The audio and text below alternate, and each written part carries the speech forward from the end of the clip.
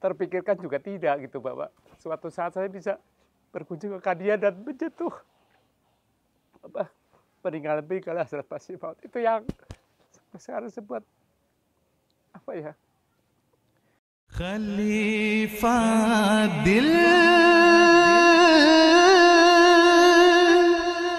हमारा है, खिलाफत जिंदगानी है,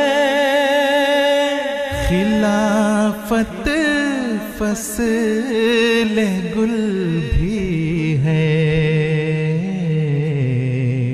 बहारे जावेदानी है. Bagi saya pribadi, sosok Gus Dur adalah sosok panutan yang, dan kebetulan karena saya keturunan dari jemaat, jadi memang dari kecil atau dari bayi itu kita sudah diberi apa ya, semacam sama orang tua bagaimana ketaatan dalam jemaat, khususnya terhadap Gus Dur. Yang pasti saya pribadi percaya, walaupun saya tidak bisa bertemu langsung sama Gus Dur gitu ya, tapi kan ada mubalik, ada wakil Gus Dur, yang bagi saya pribadi mubalik yang ada di tempat kami itu adalah wakil Gus Dur. Makanya saya coba berusaha untuk walaupun tidak ke Gus Dur, tapi bagi saya percaya bahwa apabila kami berbuat sesuatu apapun yang bisa melayani mubalik yang ada di kami, itu sama aja saya punya hati bahwa saya melayani Gus Dur gitu loh. Jadi pernah kejadian tuh, halnya sebenarnya nggak begitu besar lah ya dari sisi uang lah, dan saya waktu itu emang ada gitu, tanpa pikir panjang saya berikan dalam tempo tidak ada hitungan hari lah, uang itu kembali lagi gitu. Jadi makanya akhirnya saya percaya bahwa apapun yang saya berikan kepada mubalik kaitannya, karena saya percaya bahwa itu wakil Gus Dur, pasti tidak ada hal yang membuat saya terus kehilangan, justru malah semakin menambah.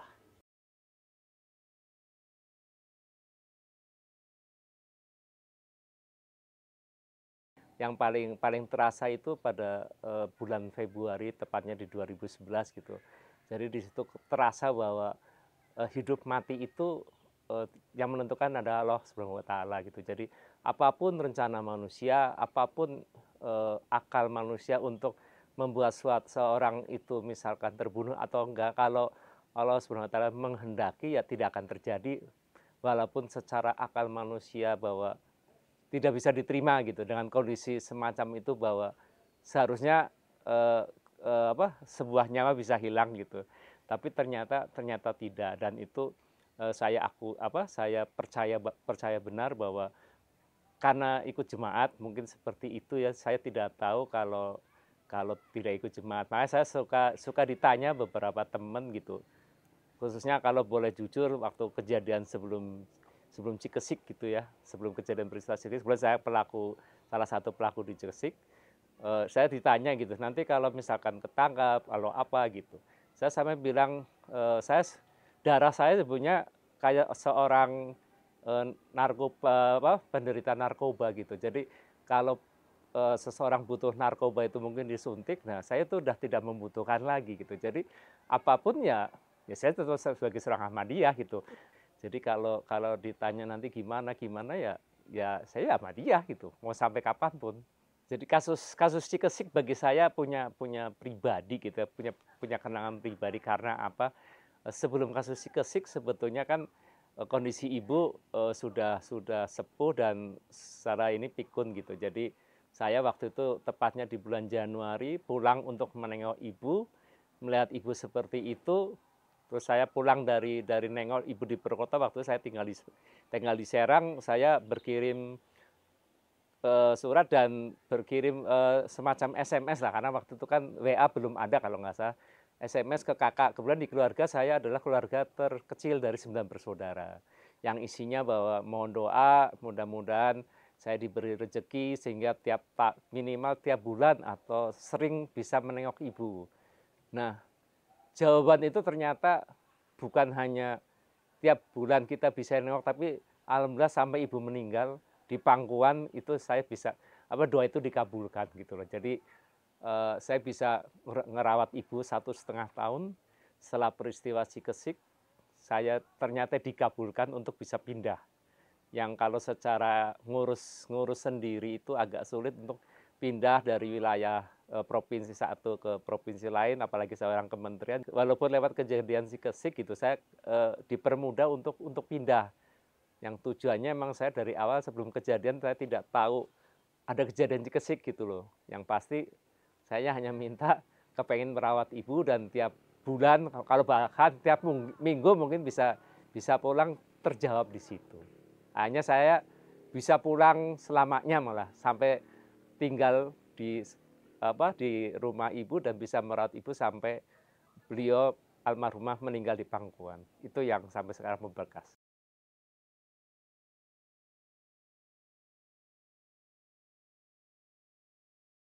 Saya itu seperti seorang pecandu narkoba. Darah saya adalah darah Ahmadi, jadi apapun, ancaman apapun, insya Allah tidak akan mempan gitu loh. Karena udah kalau pecandu biasa kan dia harus suntik ya, jadi tidak bisa memproduksi narkoba di dalam darahnya. Kalau saya sebagai mengiaskan bahwa saya seorang Ahmadi, darah saya darah Ahmadi gitu. Mau diapa-apain juga ibaratnya kalau di Indonesia dilarang, ya saya tetap Ahmadi gitu. Di kantor juga saya udah pada orang, walaupun saya tidak memberikan pengumuman, orang udah tahu ya saya tetap cek aja, saya tetap Ahmadi. Insya Allah nggak akan luntur. Dan saya sudah buktikan, saya pribadi sudah merasa buktian itu bukan hanya harta, tapi nyawa juga pernah saya pertaruhkan. Salah satu berkah yang saya dapat dari mungkin ada pengorbanan harta, ada pengorbanan waktu, dan saya walaupun tidak terjadi pengorbanan nyawa, hikmah dari saya melakukan itu semua, saya bisa berangkat ke Kadian. Saya bisa tahu dan berkunjung ke Kadian, melihat makam